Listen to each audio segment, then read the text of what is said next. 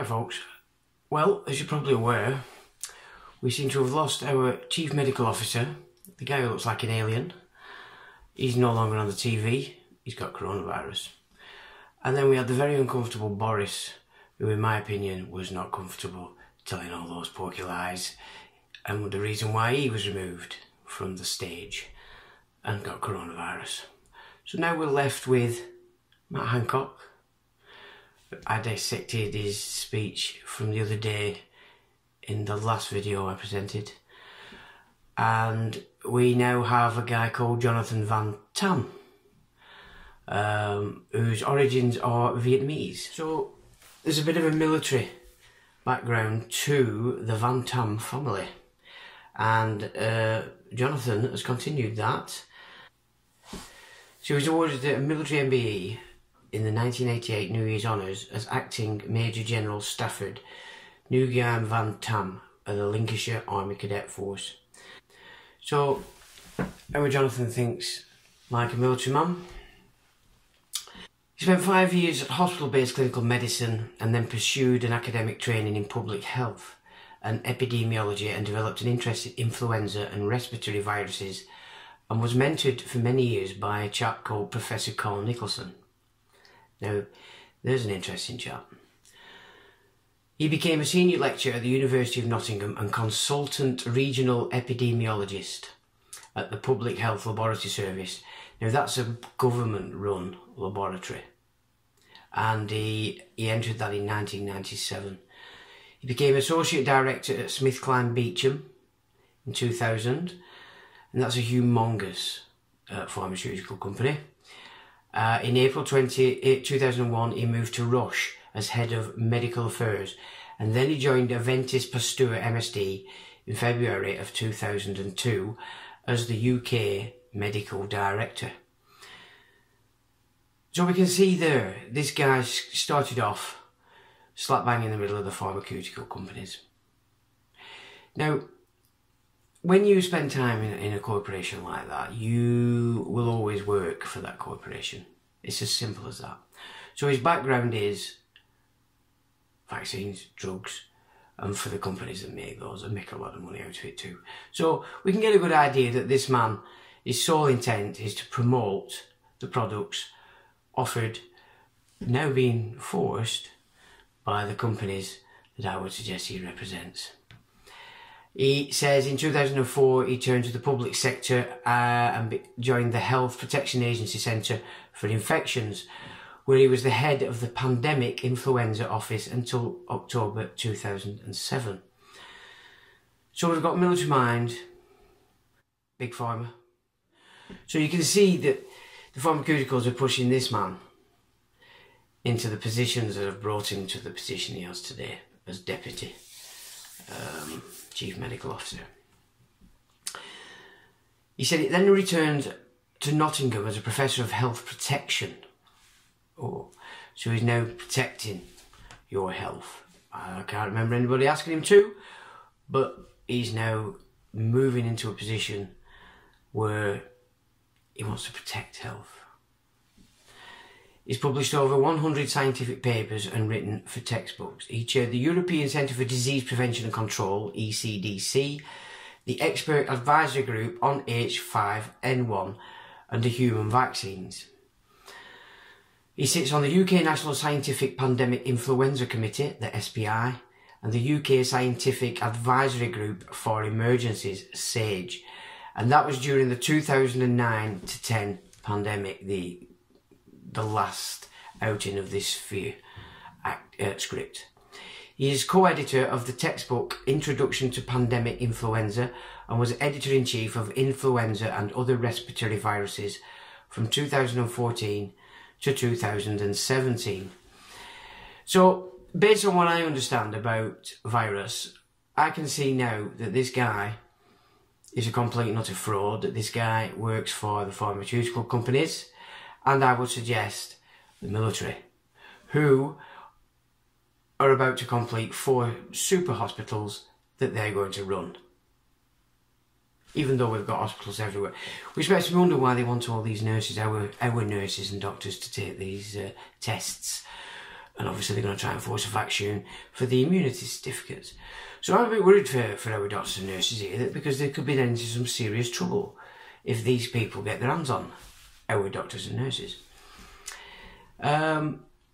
His unit is an officially designated World Health Organization Collaborating Centre for Pandemic Influenza and Research, and a UK Faculty of Public Health National Treasure Research Training Location. So it's an officially designated World Health Organization Collaborating Centre. Now, I did a video the other day about the chap leading the World Health Organization, who just happens to be an Ethiopian health minister who covered up lots and lots of death, made sure that starving people didn't get the food, covered it all up. I think there's 2 million people went missing from some of these centres that he was covering up for. So you get a picture of the kind of guy this is. So that's what he did as the health minister in Ethiopia.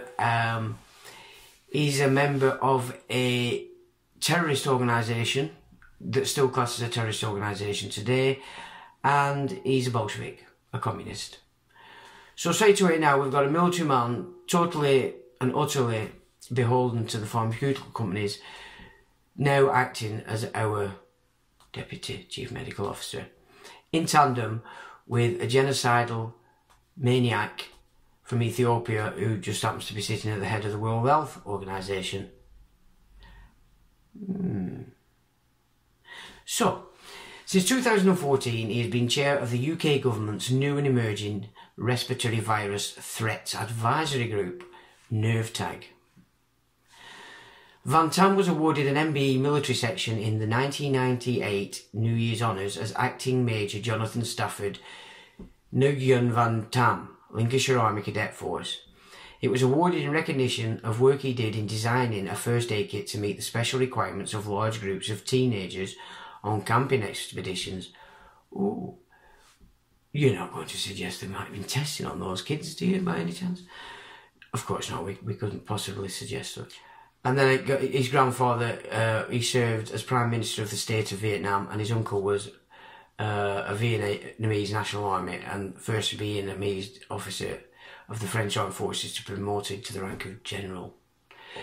So this guy, his bloodline for a start. Now, so he became the Deputy Chief Medical Officer for England on the 2nd of October 2017, which is the position he's operating today when he stands before you. Now, it says that he was mentored by Professor Carl Nicholson for quite a while. Now, this guy is seriously connected to the pharmaceutical companies. They carried out a human clinical trial with avian influenza. And this carried out with a vaccine Dutch biotechnology company called Crucell. And Crucell, it's Crucell NV, is a biotechnology company focused on research, development and worldwide marketing of vaccines and antibodies that prevent and treat infectious diseases. Its vaccines are sold in public and private markets worldwide.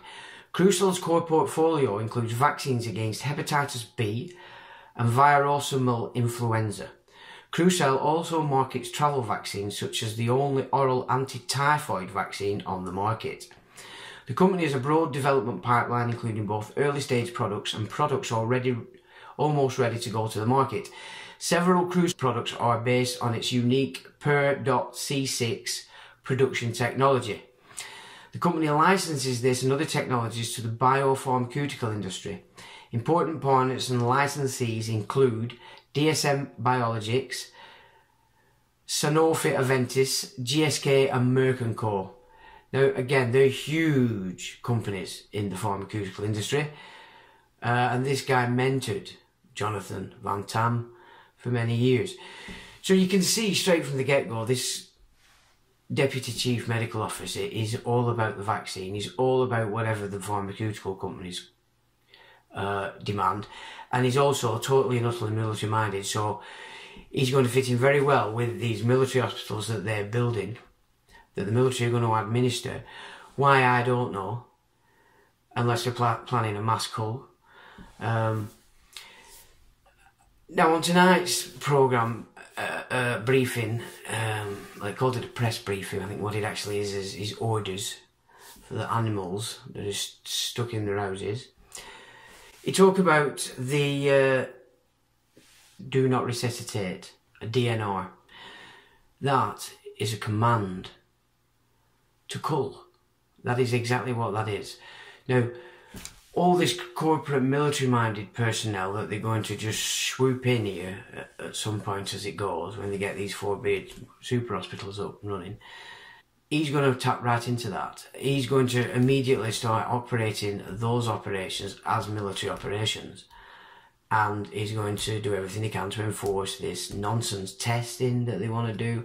I mean, just at the point where they're going to prick you, they could actually insert coronavirus or COVID-19 inside you, even though we're still not at a point where any of the tests actually find COVID-19. They'll all find coronavirus because it's latent in our chests, ready to get rid of toxins, which means you've basically got the flu. The flu is basically your body getting rid of the toxins from the respiratory system, and that's why you've got lots of catarrh.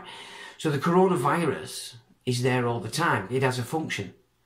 Of course, if the cells get damaged, then we have a massive viral release, which is the excretion of some of the cells. So then we're loading ourselves up with toxins. So after the immune system's attacked the infection, or whatever it is that's damaging the cells, the coronavirus, as it were, would trigger, and you would get a cold to expel the phlegm and whatever bacteria has been caught up in that phlegm. So there we have just a little insight into who is Jonathan Van Tam.